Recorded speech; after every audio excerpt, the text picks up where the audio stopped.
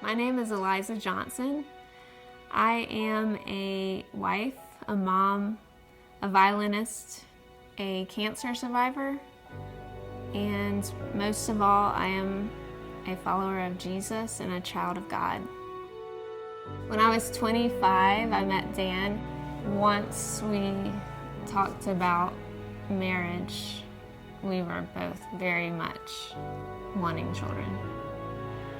We were thrilled when I became pregnant. I was so excited when the doctor held her up and said, "It's a girl." And she was just beautiful. Annie was born on a Monday morning, and the following Tuesday, we were at home, and my phone rang, and it was the surgeon who had performed the C-section. He had noticed some abnormal looking tissue in my uterus, and the labs and the pathology came back and showed that it was cancer. I went from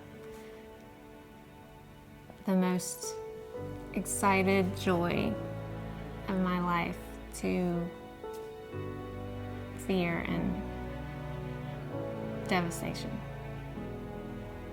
9 days after Annie was born, I went to that first appointment with the oncologist. The only option that we could even feel comfortable with at all was to have a hysterectomy.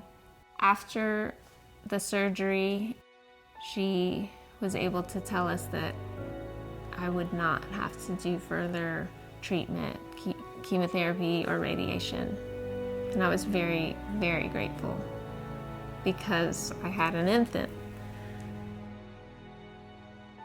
So when Annie was a year and a half about, I began to have some abdominal pain, and my oncologist had found a tumor in each one of my ovaries, and so she had to remove them.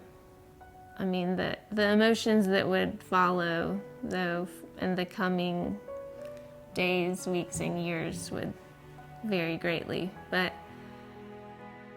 I had an incredible experience on the operating table. That surgery was scheduled the Thursday before Easter, Maundy Thursday, and none of the nurses were able to access my veins to start an IV. They were going through all of the nurses.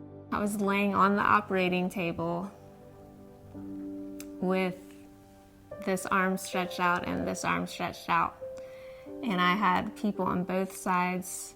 They had stopped trying to access here. They had started going through my hands, and then at this point, even anesthesiologists were trying. At that point, somebody was trying on my feet, and I knew God was with me. Jesus was with me. I mean, we were coming up on Good Friday, and I thought, He has been pierced for my transgressions. And I couldn't have a more clear picture. This time, my oncologist told me that she did recommend chemotherapy, and it was very hard.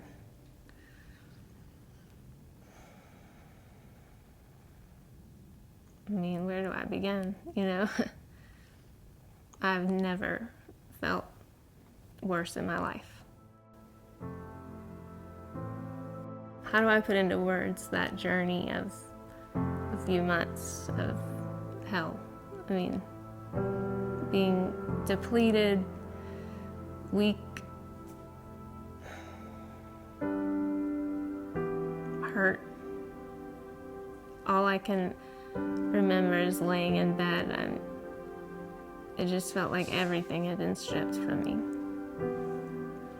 As hard as it was physically, I mean, harder than anything I've ever encountered, emotionally it has been exponentially more painful.